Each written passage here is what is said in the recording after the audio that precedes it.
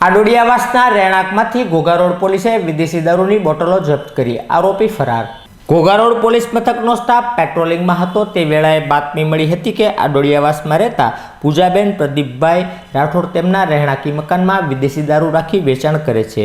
જે બાતમીના આધારે પોલીસે રેડ કરી વિદેશી દારૂની બોટલોને જપ્ત કરી હતી, જ્યારે આરોપી ફરાર થઈ ગયા હતા।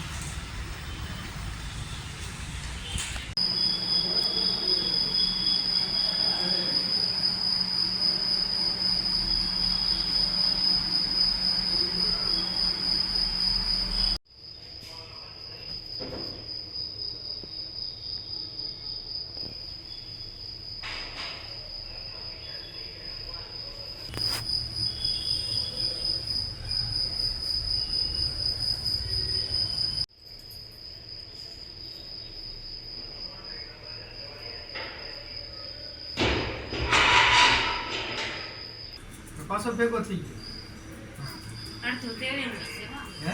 છેલ્લો તેવીને. વધારાનું